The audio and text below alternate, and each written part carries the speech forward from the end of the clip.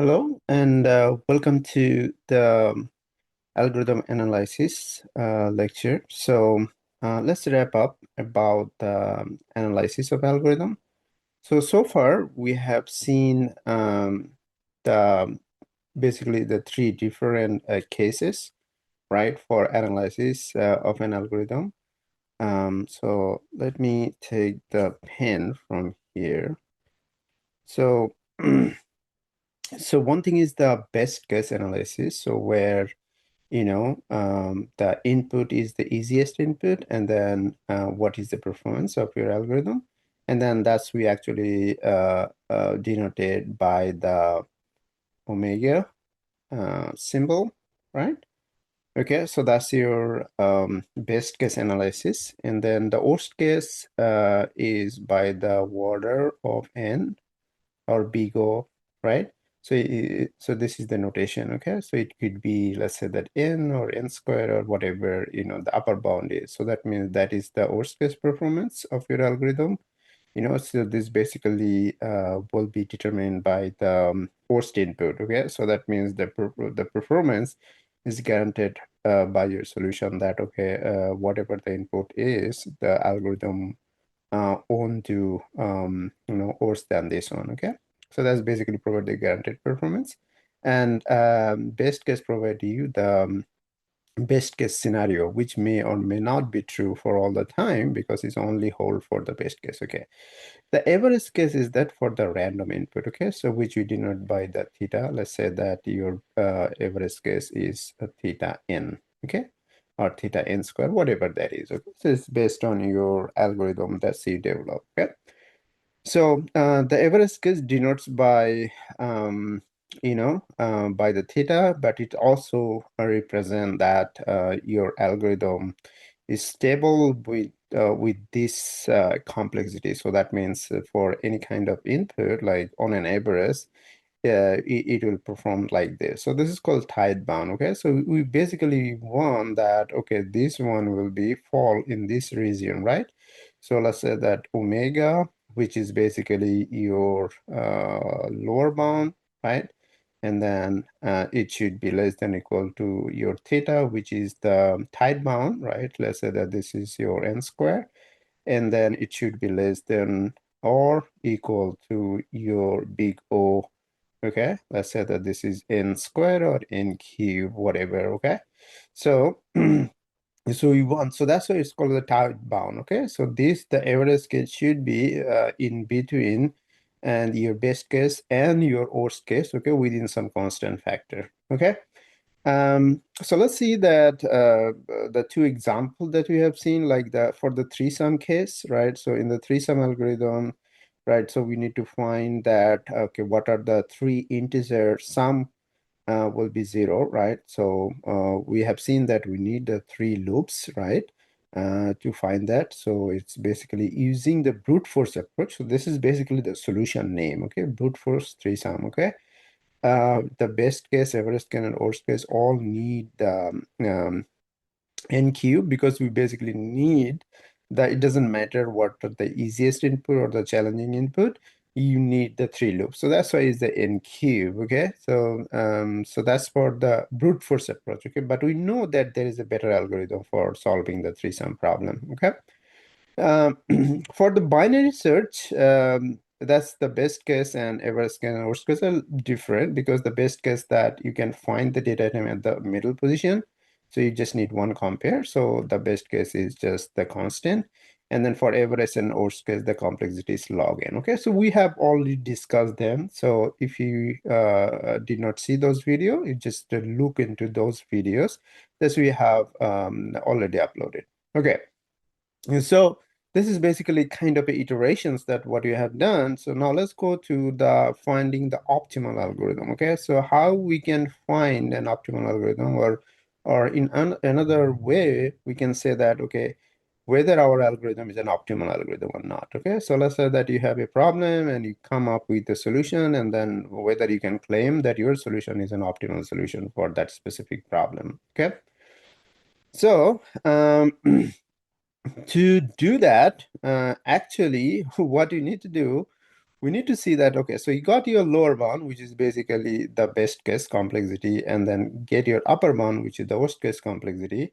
Okay, so if they are equal within that constant factor, okay, so that means, let's say that your lower bound is omega, let's say that if you write f of n, so omega of n, and then your upper bound, let's say that we write big O of z of n. Okay, so if they are within some constant factor, okay, so let's say that c is the constant factor, okay, so if they're equal, okay, within some constant factor, so that means this is your solution, and your solution has a lower bound, and your solution has a upper bound, okay. So if the lower bound and the upper bound of your solution for a specific problem, they are equal within some constant factor, then your solution is the optimal solution. Okay, so that's very interesting and very important to understand. Okay, so your lower bound, so you need to find the lower bound. You also need to find the upper bound of your solution, and then you see that whether they are equal or nearly equal. Okay, so what does that mean? Let's say that your algorithm solution is omega, let's say n squared, and so that's your best case, and then your worst case, let's say that 300 n squared. Okay, so we can say that this is that this solution is the optimal solution for this problem, because you see that best case and the worst case are equal within the constant factor. So this is a constant, right? So it does not depend on your problem size. Okay, so it's a constant factor. It doesn't matter whether n is very large or n is medium, you know, it does not depend on that. So we can say this is the optimal algorithm. Okay, so now you understand that when you can say your algorithm is optimal, so basically you need to find the upper bound, you need to find the lower bound, and then whether they are equal within a constant factor. So when we cannot say is an optimal algorithm, okay, let's say that your lower bound is this one, but your upper bound is say, let's say 300 n cube. Okay, so they are not equal. Okay, so this is basically n squared, and n cube is the quadratic, and then this is a cubic. Okay, you cannot say that they are equal because when n changed, then the value changed, you know, very dramatically. Okay, so we cannot say they're equal. So we can say, okay, so this is, they're not equal, so we cannot say that your solution is the optimal solution. Okay, so that's the understanding of finding the optimal solution. Okay, now we have already seen these things, right? The theta actually denotes the you know, that height bound, right? And then big O actually denote the upper bound, and then this is the your best case scenario, right? Now let's focus on that which one we can say an optimal algorithm. We'll see two examples. One is the one-sum example, another one is a three-sum example. Okay, so in the one-sum example, so what is the problem? Okay, so we already discussed this in the previous lecture, but let's say that we reiterate again. So what is the one-sum problem? So the one-sum problem, let's say that you have some distinct integer, and then you need to find, is there a zero in there? Like, let's say that you have 10, 11, 20, right? So you need to find, is there a zero in this case? Okay, so what you need to do, you basically need to check all the inputs, right? All the inputs, and then you can only decide that whether is there a zero or not, right? It may happen that you can find the zero at the first position, or you may find the zero at the last position. Okay, so basically the thing is that you need to find all the inputs, right? So um so your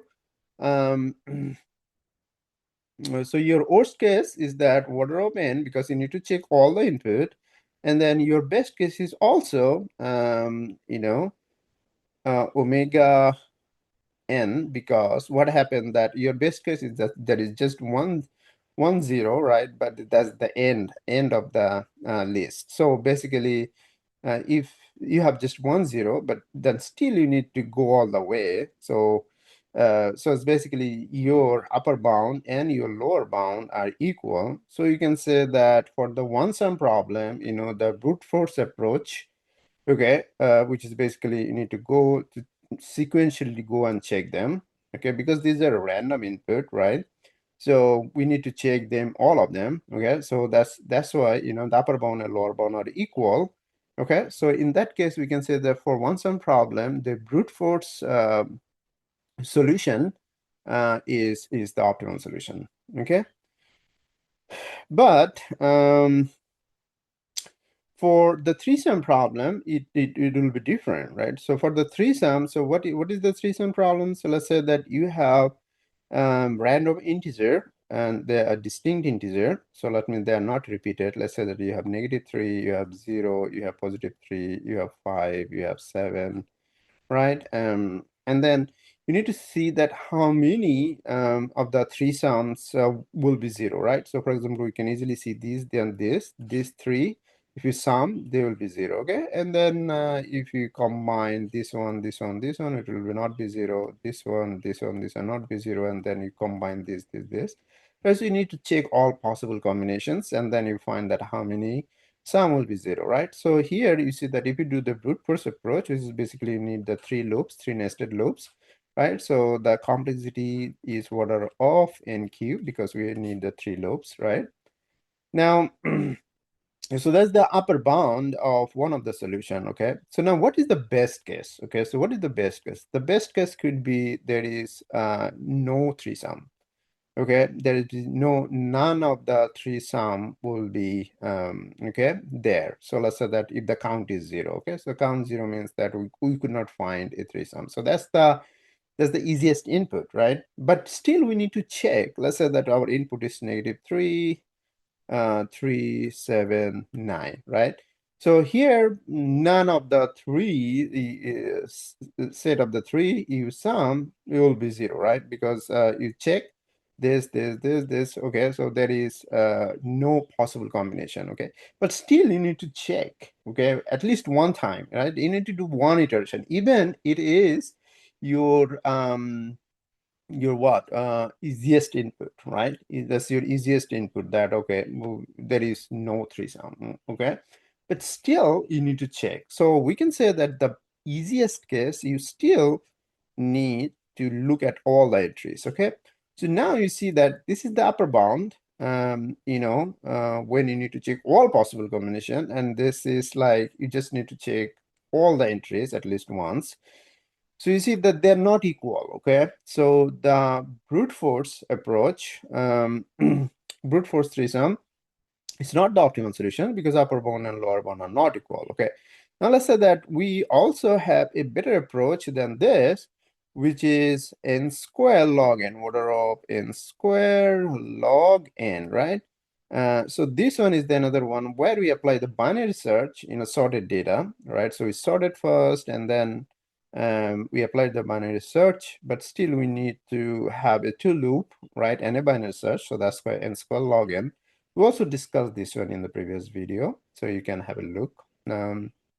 So now you see that even the better algorithm that we have so far today is not equal to the lower bound, okay? So that means this is the open challenge, still an open challenge, to find the optimal solution for this, okay? So so what is the how we can find the optimal solution? Okay, the optimal solution we can find either we can reduce this upper bound to this, okay, which is easier to do. Then you say that okay, I need to, or you can say increase this one and go to here. The increase the lower bound to there, but which is very difficult to prove because why you need n square here, right? Because we just need to check them, just one loop should be fine. Then why you need n square? So we cannot say that we can increase the lower bound here, right? But if you can find a better algorithm which basically can check all possible combination, with just the order of n, if you can find that kind of algorithm or close to that, then you can invent a new algorithm, new optimal algorithm, okay? So this is the open challenge that, okay, for the three-sum algorithm, there is no optimal algorithm so far. Okay. So, in a nutshell, it's easy to, reduce the upper bound, okay? And then in 1970s, there are many cases happen that you reduce the upper bound, and then you come close to the lower bound, and you find the new optimal algorithm, okay? So this part is easy, but uplifting the lower bound, which is, you cannot just say that, okay, we need the high lower bound. You need to prove that even for the easiest input, you need to increase the lower bound, right? Which is very difficult to say. Okay, so in summary, we can say that in algorithm design approach, first we want to say that how difficult the problem is. Okay, so then you can say, okay, what is the goal of this, your solution is, what is the goal of the of your algorithm is, right? And then you find the lower bound, right? And then you find the upper bound, okay? And then you try to basically decrease the upper bound so that you can find the lower bound and upper bound are equal within some. Um, so this is your lower bound and upper bound within some constant factor, okay? So then we can develop a new optimal algorithm, okay? But even if you, could not reduce the upper bound to a certain lower bound, but let's say that what is the current, let's say that, okay, previously it was the algorithm complexity was n cube, and then you come up to order of n squared, okay? So even if you can do that, okay, so that's actually basically invented a new algorithm, okay? Then you can say, oh, okay, I come a better solution, okay? I reduce the upper bound with some factor, and then you can claim that you invented a new algorithm, even you can publish a new paper with that, okay? So that's about the algorithm analysis part, okay? And then in the next video, we'll start for looking the efficiency of sorting algorithms, okay? So that's it, and see you in the next video. Thank you very much.